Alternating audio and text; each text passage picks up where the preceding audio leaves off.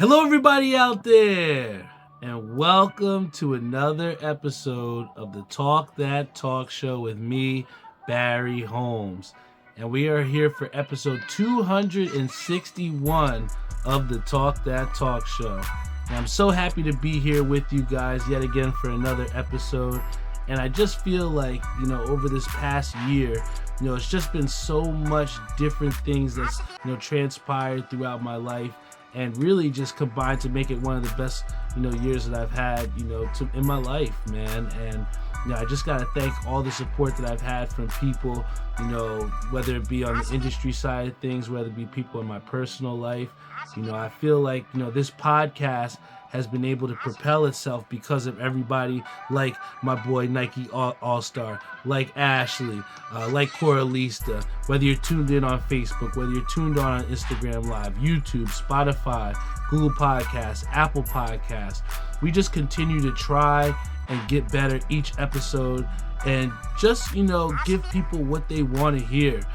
It's a great feeling when I go throughout the bowling alleys and I go throughout different parts of my life and I see people rocking the Talk That Talk Show jerseys, wearing the shirts. I mean, this shirt right here, means the most to me because it was one of my first ones that I made in my core values line. And, it starts with consistency. I wouldn't have been able to get to 200 plus episodes of the Talk That Talk Show, if it wasn't for consistency, going out there. And I saw something from I think it was Mike Tyson. I seen a video, and one of the things he said in there is that you got to be disciplined.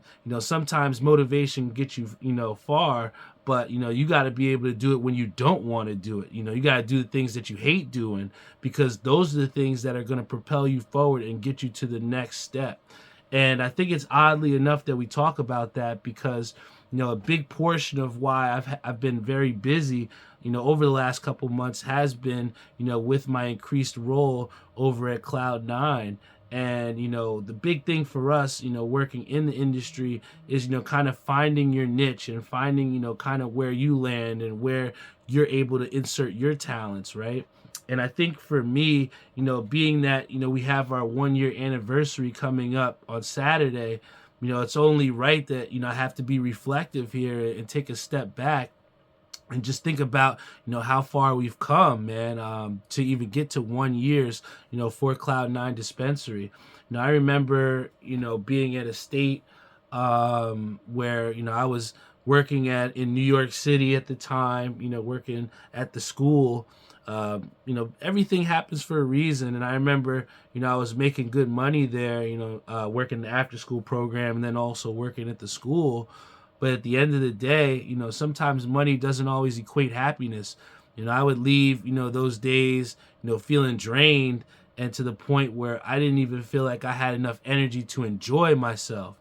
And I was in this cycle of, working and sleeping just to get up and do the same process over again. And I feel like when you get in a process where you're in a rut, or when you continuously are in a spot where you feel like you don't want to do something, but in a way you're forced to, that's when you kind of feel like your energy starts to drain. I remember my girlfriend telling me, she's like, it might be time for something different. Like I seen your happiness just draining. And then, making the flip and coming back to New Jersey, it was the next step for me.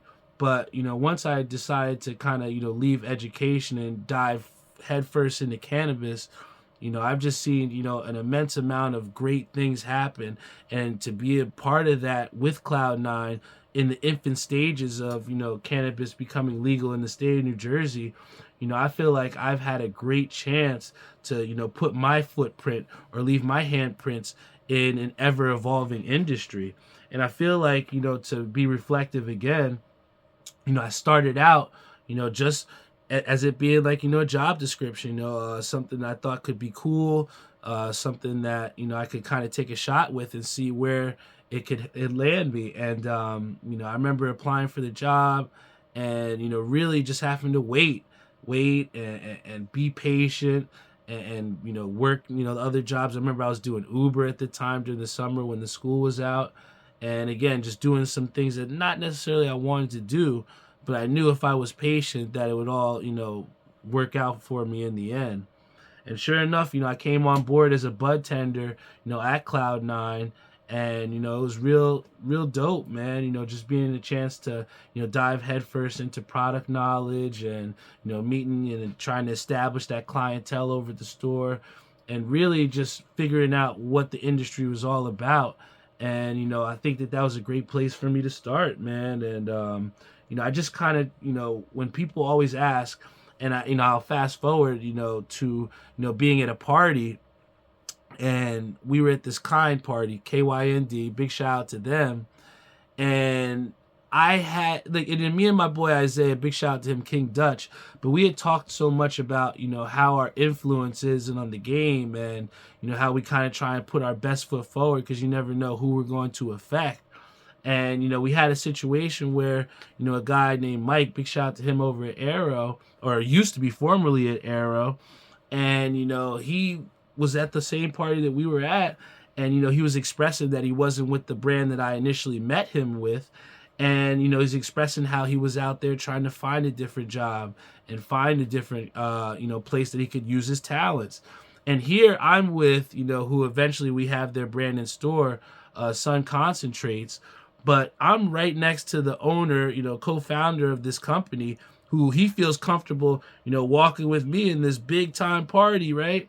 And I'm able to tell him that he should give my boy Mike a look and give him an interview, because he's got some skills and some talents that he could have maybe used over at Sun Concentrates. Now, I don't know what materialized from that, but to be able to see a guy and give a reference on spot so that a fellow guy in the industry could get himself a job, it kind of showed me firsthand the type of influence and pull that we have in the game in just 1 year in it.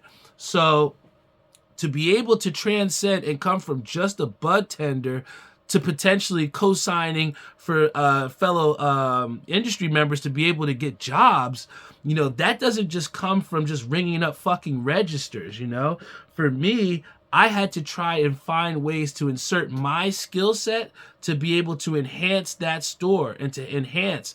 And I feel like for a lot of people, whether you're struggling in your field or whether you're trying to, advance and get to that next step, I think you need to find different ways to insert your skill set to show your store or whatever that you're with something that they are lacking. I saw that, we had people in the store that knew the products, that had the knowledge, that could make transactions and do base things.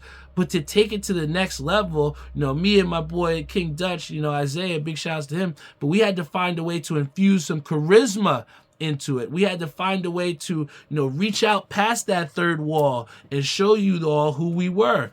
And I think that the sooner we were able to do that and kind of like, shed that apprehension as far as being ourselves, that's when we started to see that inside the store, everyone started to, really gravitate to us. I think someone had mentioned that gravitational pull, or people want to be around us. But that energy is only infectious when you decide to really, give it your all, man. And I think that with me, utilizing the skill set that I had learned from social media, from being in sports media, and then be able to apply that within cannabis, I saw that I was able to affect the store and become an asset a lot quicker. So for those people out there, one of the things that my mentor had said to me in college was that if you just go into your job and you just clock in and do your job, you lost. You know what I'm saying? Like, there's so many other people out there that are grinding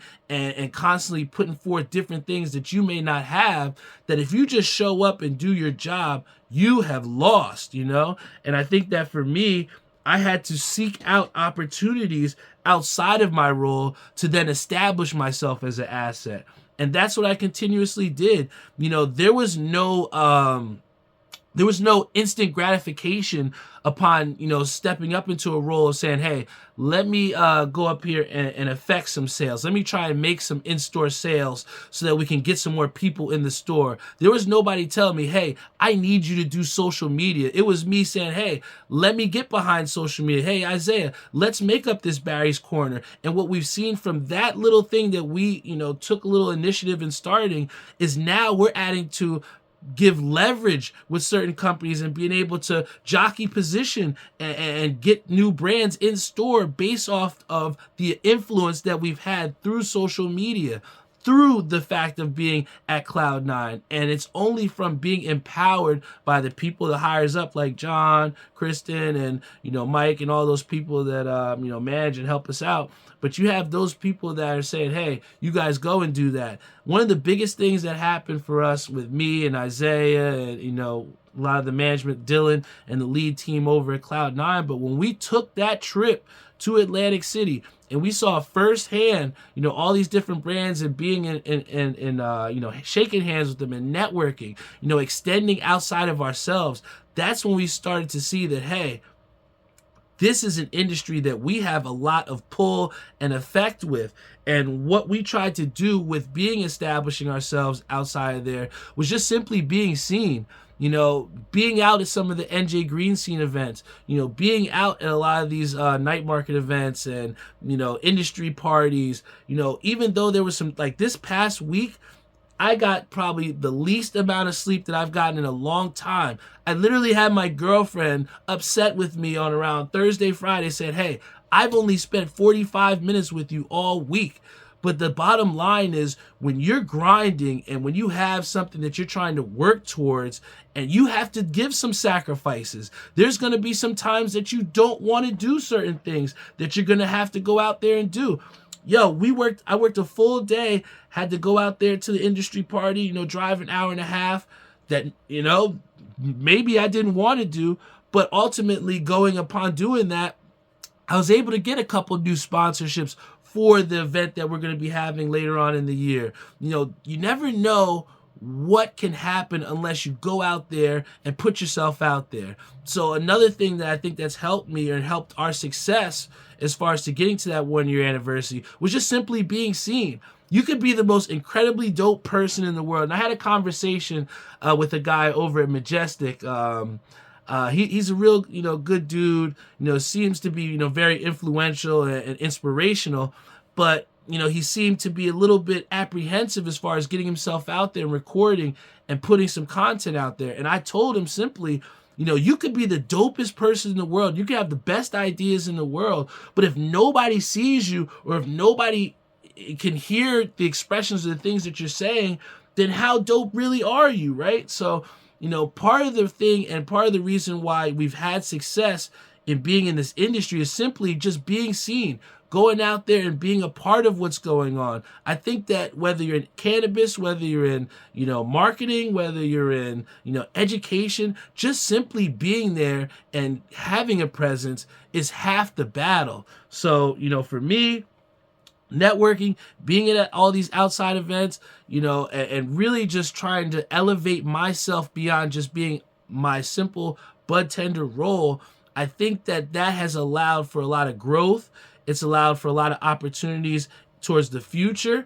And, when you see that you have one of your compadres, and big shout out to Indigo, I love Indigo to death, and to see her elevate from the same positions that we were in to now having her own store and being a general manager, not only does that inspiring, but that shows you that, the things that may seem so far out aren't that far from being attained, right? So again, I'm in a very happy spot and I've worked for a lot of places. I got a long resume, professionally, I've done a lot of fucking things, but to be here in this industry and to be around people that believe in you, and that want you to succeed and that want to put you in positions to succeed. That's all the motivation. That's all the discipline really that you need, man. You ever had someone that always has a hard time getting to work on time? I find that I never have a problem getting to work on time because I want to fucking be there, right? So I think that's half the battle. And when you look at yourself and you look at some of the things that you're doing professionally, you got to look in it and see, is this something that I really want to do? Do I really enjoy this? And if it is, how can I find a way to get outside of my job description and do more so that I can elevate, And some people, don't understand that. Some people don't want that. But if you're like me and you're someone that wants to be rewarded for your consistency, consistency is the first way to get those rewards, So I think that for us to be there at, 1 year, it speaks to, we've seen a lot of businesses, not just cannabis, but you see a lot of businesses that start up and open up, but then they close down just like this.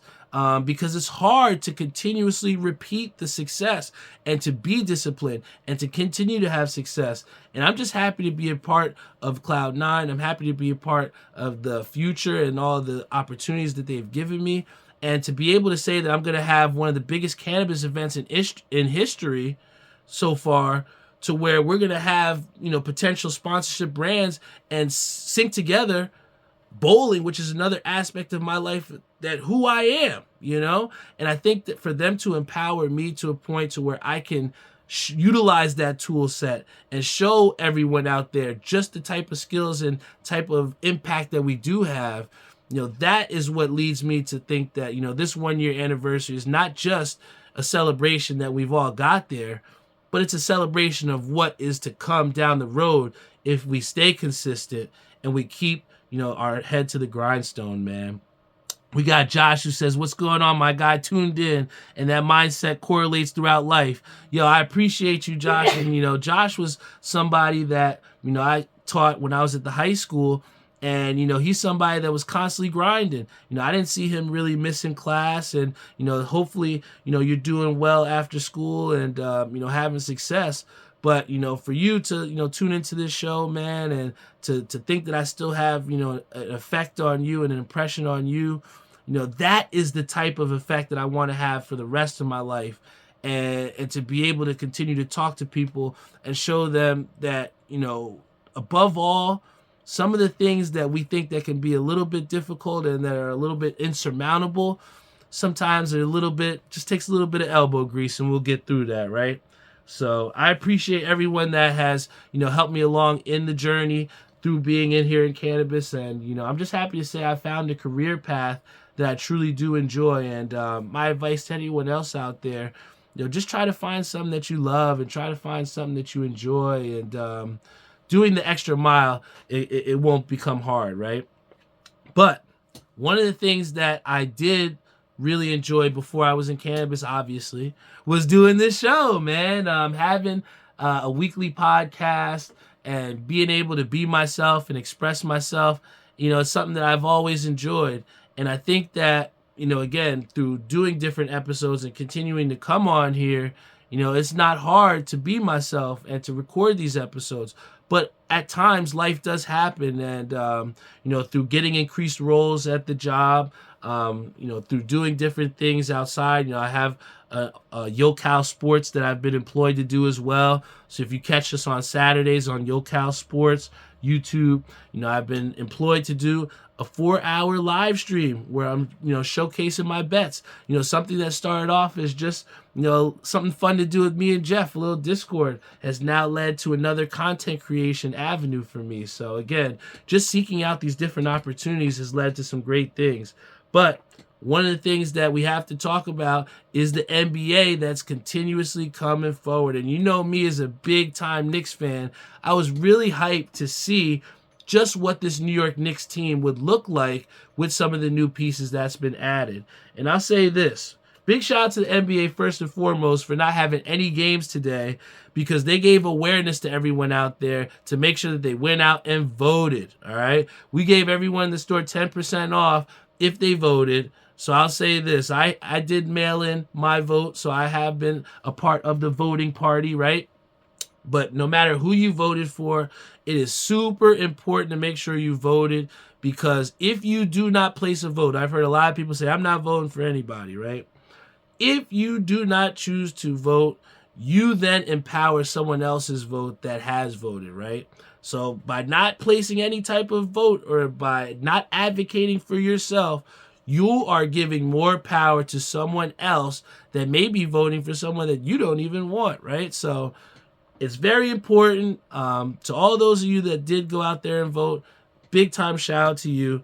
But in the NBA, they did raise awareness by not having any games today. But tomorrow, my New York Knickerbockers will play, and they are at the record of 3-3 after 6 games. And I think what we're seeing right now is the Knicks are still trying to figure out how to win together. You know, we hear a lot of times that teams, you know, when they have some new pieces, that they're trying to figure out how to play together.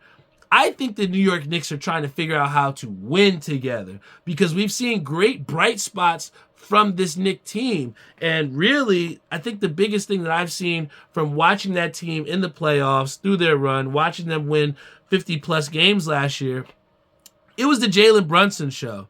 And I think that if anyone else out there has watched the Knicks throughout this season, we've seen that it's become less of the Jalen Brunson show and more of the Jalen Brunson bunch, right? You know, you've seen a lot of efforts from OG Anunoby. You know, you've seen Mikal Bridges step into his role a little bit, right? And we've seen a lot of bit of offensive balance. That ultimately is, I think, what burnt Jalen Brunson and the New York Knicks out towards the end of last season, because they didn't have much balance. They were standing around waiting for Jalen Brunson to be a magician. But I think now you're starting to see guys that can create their own shots. You're seeing Mikal Bridges make that mid-range shot off the dribble. You're seeing a guy like OG Anunoby taking guys to the basket. You're seeing Karl Anthony Towns spreading the floor out, hitting that open jump shot if necessary. And for a lot of people that were saying that Karl Anthony Towns might be a little soft, I've seen a physical dude, man. I hope we're all watching the same basketball, because Karl Anthony Towns, I think in the little sample size that we've seen in New York, has ever so quickly shed that soft kind of thing that they were saying about him. You know, he kind of was saying that this guy, he had the stigma of being a soft player, but I have not seen that in my first 6 games of watching the New York Knicks. And I think that really the team has had a defensive identity for a long time, right? Since Thibodeau's even gotten there. I think to start this season, we've seen that not only have the Knicks struggled to try and consistently win together, but they've struggled to put together, consistent, great defensive performances, right? When you date back to last year, they were consistently holding teams to under 100 points. But I think that when you're getting these new pieces together, you have to figure out how to play help defense with each other. Figure out how much each other's ground can cover, And I think that learning process has affected them defensively. And I think that once the Knicks can get better defensively, then you'll start to see more wins consistently. So I'm not ready to jump off the ship here. It took the Miami Heat when they got their big three, and they took a lot of these super teams like the Celtics of before. It took them a while to kind of get their rhythm and learn how to win together. So I think that what we're experiencing right now is a little bit of the growing pains of having a fairly new team in the New York Knicks. So, I'm happy with what I'm seeing from the Knicks. The effort is there. They just got to figure out how to figure this out, We have my boy Travis Ola says, need that skill set to show up at X and bring some noise and charisma. I really do love it, man. I love bowling with you guys on the X League. The District 5 Ducks are a team that, for me, is just a collection of people that love bowling, man. And, I like to bowl with people that want to bowl with me. And, I really enjoy, Travis as a founder of the team, really empowering us all. And, hopefully on my next time out there, Travis, I will be able to, punch out some of those strikes and really pump the team back up, man. Big shout out to my DIY guys. They got a big time match on Saturday. And I was in that first match. These next 2 matches, we got different lineups out there. But what we've seen is this DIY team has a lot of heart. You got people, whatever lineup has been out there, you got people that are gritting it out, toughing it out. And, this team just feels different. I think that we have a strong playoff push. And the fact that, we have people that are showing up for matches even though they're not in lineups, that's half the battle. We watched what happened to Trainwreck when we saw our team literally get empowered by the carpet. All of our teammates that were there on the carpet cheering. So I could just say, for a lot of those teams, whether you're in X League or UBA, just don't underestimate the value of having a team behind you cheering, man. Because I've watched teams literally press, man, and I think that one of the biggest things that has kind of affected our team, not just on the UBA side of things, but just as far as our league side of things. I've seen me, Tyree, and TK take a team that we didn't have much success last year on Monday night, but now we're in the top three. Beating some really tough teams in that Monday night league to be in third place. We've had a lot of nail biters. Just edging out Darian LeMay Jr.'s team by a couple pins last night. But it's those type of intense battles that kind of help you to get those confidence boosts back. I think last episode, I talked to everybody about this funk that I was kind of in and lacking the confidence. But, through, being confident, relying on my teammates to kind of pick me up in certain situations, I've seen my confidence go up. I've been able to get the average up to 208. So I'm 1 pin under that 10-pin drop. But, with me looking back here, we're at week, I think it's 9 or 10, but it's literally the halfway point for the halfway season, right? So, in bowling, we are split into two halves, right? Most times it's either 18 weeks or 16-week halves. And right now we're at the halfway point of that first half. So, it's a huge push to try and get into the money round, trying to get yourself in a good position to get a nice little cash out. But, I think that to say that our Monday night team were in third place, Thursday night team were in 8th place and surging up the charts. Chemistry has been a big issue. I wouldn't say an issue. Chemistry has been a big part of why we've been able to have success here in this first half of the season. When we're at full strength and we don't have subs, we've been able to have our teams have success. And, we've seen TK kind of elevate into that anchor position both on Monday and Thursday nights. And, me just having the opportunity to set him up, it's been a great chemistry thing for both of us, man. And, we've seen the domino effect on Thursday night where, Tori will set up Tyree, who sets up TK, who sets up me, who sets up Pops, or whatever. I think that, when you have people that you really like bowling with, and, we had a team, Little Don, who we lost to last week on Thursday. I think it was either last week or 2 weeks ago on Thursday night. But we got swept by that team. But that team had a lot of chemistry. They were loose. Rob had them hype. Mush had them hype.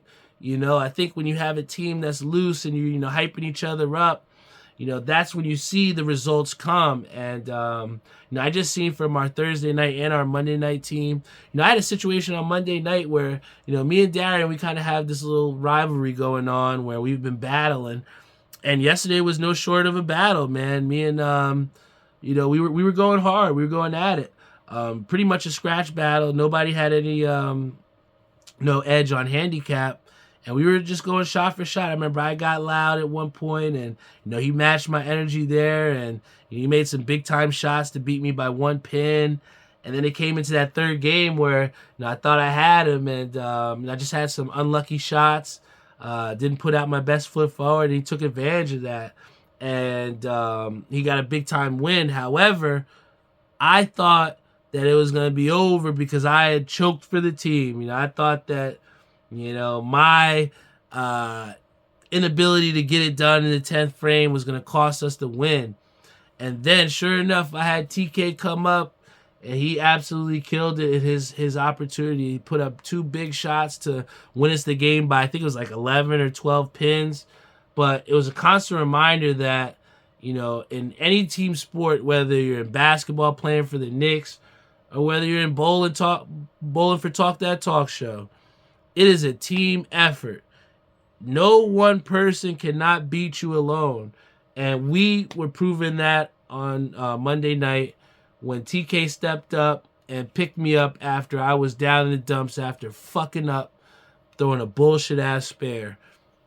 Throwing a bullshit-ass split. He came up in a big situation, stepped up and got us the win. And, I was so happy. At first, I was a little down in the dumps, but, just thinking back on it the following day, it's like, we really, throughout this season, we have been tested, and we just continuously believe in each other. And right after I missed the split, I was like, man, I might have just cost us the fucking game. And I just remember, TK and Tyree literally saying to me, yo, bro, don't worry about it. We got this. And sure enough, we were able to pull it off, man. So, I think that, again, I said this at the beginning of the year, that this was probably going to be one of the most challenging bowling seasons for me to date. And to be able to say that here we are, in the top 10 in both leagues, two very competitive leagues, some of the best leagues in the state, just further affirms that the power of chemistry and believing within each other, man. Big shout out to my boy Ace Boogie, tuned in on our Instagram live stream. Boogie just celebrated, his marriage to his girlfriend, and now his wife. Big shout out to you, Boogie. It's huge when you see your friends being happy and being successful and having and achieving things. It's more inspiring and more motivating than anything. And to see him achieving his happiness, it makes me more than happy, man. And I'm just happy that he's here on the show to share a little time with us. Big shout out to my boy Ishabad Crane, who's tuned in on our Instagram, on our Facebook live stream. But I have to say, I love my boy Boogie, but I know he's not feeling too good about his Dallas Cowboys. I know. I got to say it. I know. But, I wouldn't be Barry if I wouldn't be talking about the biggest sport right now that we have, which is football. And I have 3 big questions that were asked to me throughout the course of the week at the dispensary. And first and foremost, the first question was, who is the biggest disappointment in the NFL right now? And I'd be lying to you if I didn't say the Dallas Cowboys were at the forefront of that list. However, I do think that there are some honorable mentions in there, right? Let's just get it out the way. The Dallas Cowboys stink. I think that we all thought they were a lot better than what they thought they were. Maybe Dak Prescott is truly on the decline.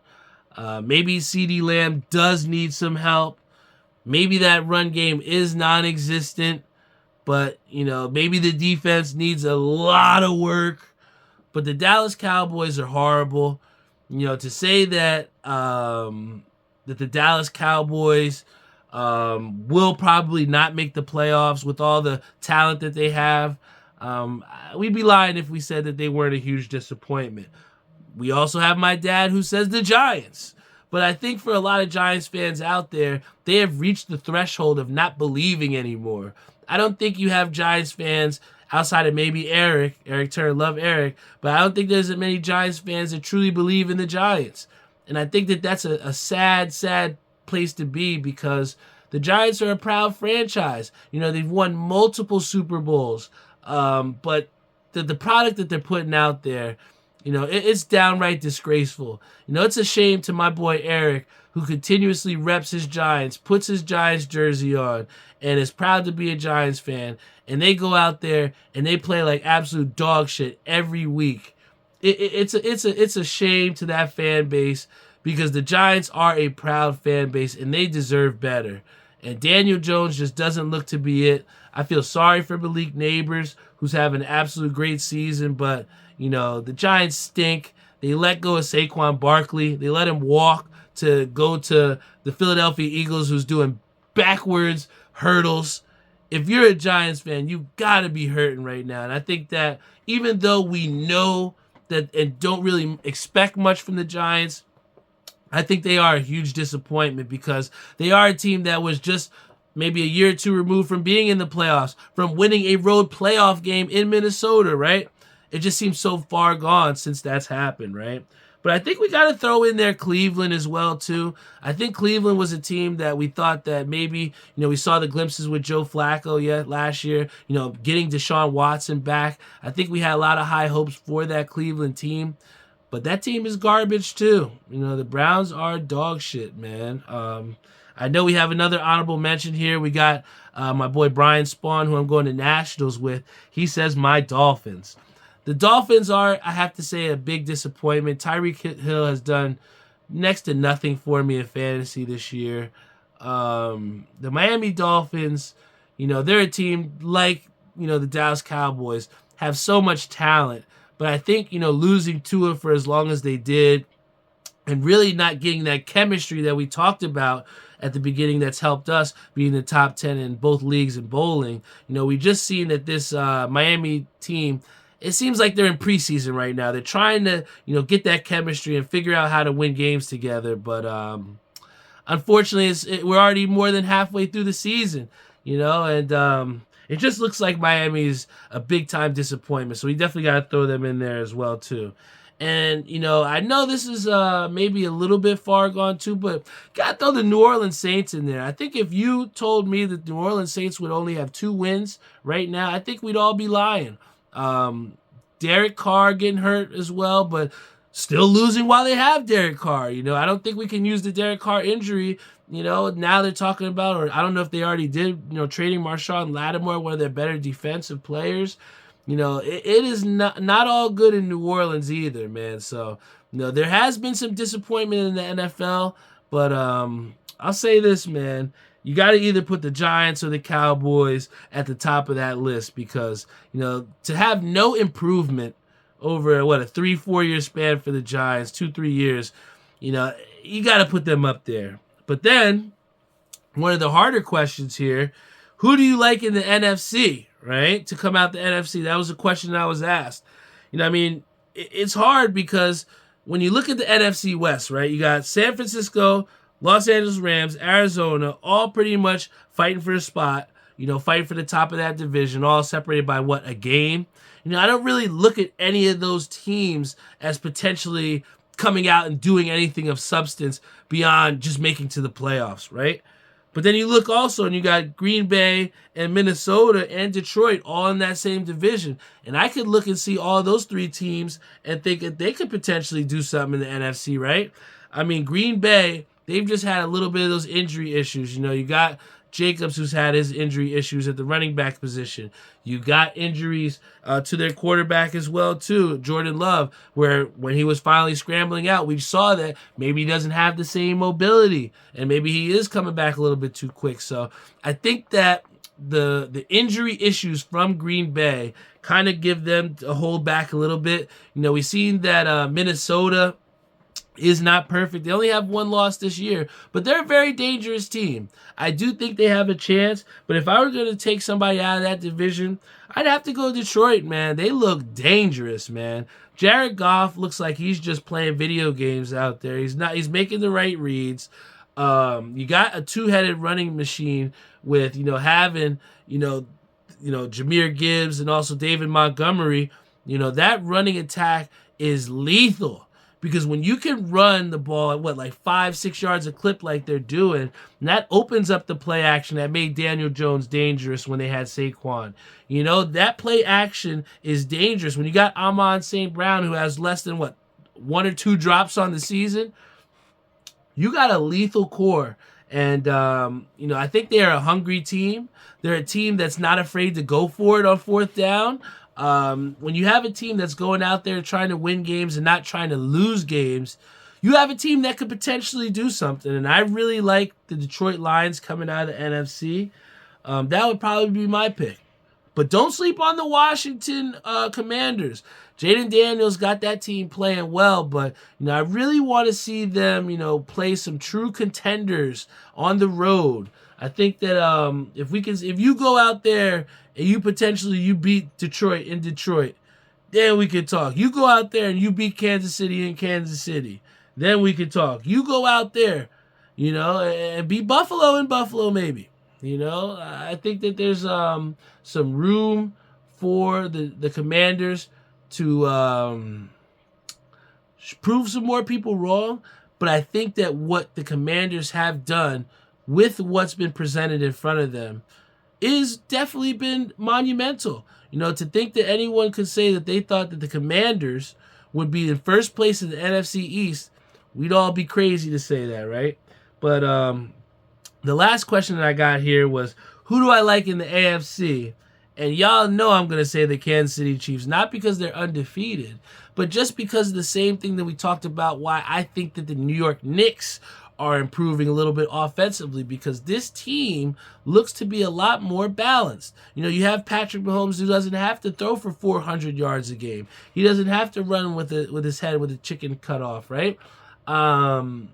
He's out there playing good football. He's not playing stellar football. He's not playing astronomical football, but he's playing winning football. And I think that that's what's dangerous about this AFC Kansas City Chief champion team, is that I don't think we've seen this team play its best football yet. And yet they're still undefeated and trying to find ways to win consistently week in and week out. And I think that, you know, we got to throw Buffalo in there. They're a great regular season team. You know, Buffalo can get it done. We've seen the same story for, it seems like, half a decade. Buffalo is going to do what Buffalo does. They're going to do well. They're going to get to the playoffs, and then they're going to lose to the Chiefs. Prove me wrong. I don't think I've seen anything different from the Buffalo Bills this season that leads me to believe otherwise. All right? So I think Buffalo is worth consideration, but they got to show me to make me believe in them, man. I've seen this before. Haven't you seen it before? Haven't you seen Buffalo do this countless times and then lose in Arrowhead, right? Just saying. Then, got to give some love to the Baltimore Ravens. This team has undoubtedly got better now that they got Derrick Henry. But again, can you beat the Chiefs? Can the Ravens come back from behind? If the Ravens are behind, I don't like the Ravens. You know, when you eliminate that running attack and you make Lamar Jackson have to make cerebral throws down the field and you're disguising those coverages, you could make for some great big-time defensive plays. And that's where we saw that the Chiefs were able to do that last year. And, you know, defensively, I just truly think that the Ravens, you know, they have gotten better. They're getting better throughout each week, and they're getting a little bit ahead of steam since that loss to the Browns. However, I just don't see this Ravens team being able to beat the Chiefs. I mean, do you, like, when I measure, can you come out of the AFC, I have to measure and say, can this team go into Arrowhead and beat playoff Patrick Mahomes? Can Buffalo go and do that? I don't think so. Can Pittsburgh do that? Now, Pittsburgh has done it in the past. They beat us in the playoffs on the road, but we had Alex Smith at that time. And the Pittsburgh Steelers are a great franchise. I'll say this, they're well coached, and any team that's well coached will give you a chance to win. And I'd have to say this, Pittsburgh I'm a little more worried about than I am Buffalo. Even though Buffalo may have the better record, I'm a little more worried about Pittsburgh than I am Buffalo. Can Baltimore do it? I don't think so, man. Lamar Jackson is a great regular season player. You know, I've yet to see him do that in Arrowhead. I want to see him do it at the highest stage against the best competition. Show me you do that against the Chiefs when it matters, Lamar. Then I'll believe in Baltimore. Sorry, Antoine. Then also, we got to talk about the Houston Texans. You know, they're another team that has, you know, you just lost Stephon Diggs. You got Nico Collins on IR. Joe Mixon has his injury issues before. He just came back. So, you know, I don't really see a 100% healthy team. And I have to say that, do I think that the Texans can go on the road and beat the Kansas City Chiefs in Arrowhead for all the marbles in the playoffs? Fuck no. I'm not saying that. And to think that the Chargers, I have this team on the list, do I think the Chargers can go into Kansas City and win on the road? Absolutely not. So if you ask me, I still think the Kansas City Chiefs got it. The biggest threat to the Chiefs, in my opinion, though, will have to be that Pittsburgh Steelers team. Russell Wilson is getting more and more confident. He looks healthy. He's got weapons. He's got a defense. Let's see what happens, man. Game on. But that about does it for here. So the Talk That Talk Show. Episode 261 is in the books. Once again, appreciate all you guys that continue to tune in and are patient with my ever-evolving schedule. Like I said, I'm promising to get you guys at least 2 episodes a month, all right? Bi-weekly, all right? Every other week, we're going to get it out to you because of, again, this ever-evolving schedule and just making sure that we, stay true to our obligations. I think that at times, when we try to do things that are unrealistic, we then dread doing these things, right? So I think that to be able to set realistic goals and to look within myself and to say, hey, I can get this done at least 2 times a month based off of the schedule that I have right now. I think that's something that I can hold myself accountable to. It's something that we've been able to do since January. So just to update everyone else out there, continue to keep tuning in to Talk That Talk Show. Whether you're in Spotify, Google Podcasts, Apple Podcasts, iHeartRadio, Stitcher, you name it. We're on all streaming platforms. We got my boy Clifton Stokes Najee who said he wants to be on the show. Come holla at me. If you are someone like Najee that wants to be a guest on the show, just reach out. Let's see if we can set something up, all right? We got big things on the horizon event-wise. December 15th is going to be the biggest event in cannabis history. All right, we're going to be having a bowling party at Majestic. Talk to Tommy. He's excited. We got a couple brands that are sponsoring, giving some money to, sponsor a lane. It's going to be a great event. It's only going to be $30 at the door. You get 2 hours of bowling. You get to come hang out with us, bowl, have some fun, meet some of the biggest names in the industry. That's what it's all about. And I think the funniest part about that is the 100th episode kind of was like a test run for me, right? You did a bowling party for the 100th episode and saw a lot of success with that. I think we had over 40, 50 people attend that. So to build off of what happened there, what was successful there, to now continue to build and make this next event potentially one that's going to be the biggest in cannabis history here in New Jersey. To think that I can be on the forefront of that and be one of the spearheads for this industry, something that I look forward to each and every time, man. So I appreciate every one of you guys that tune into the show. Keep believing in me. Keep telling me that you want what you want to hear here on this episodes of Talk That Talk Show. Keep sharing the episodes. Keep rocking your merch. I appreciate everyone that's wearing their t-shirts, wearing their hoodies, putting stickers out there. Talk That Talk Show is only the brand that it is because of the support that I have from every single one of you. So I appreciate you guys so much. Keep believing in me. I love you all, and I will see you all next episode.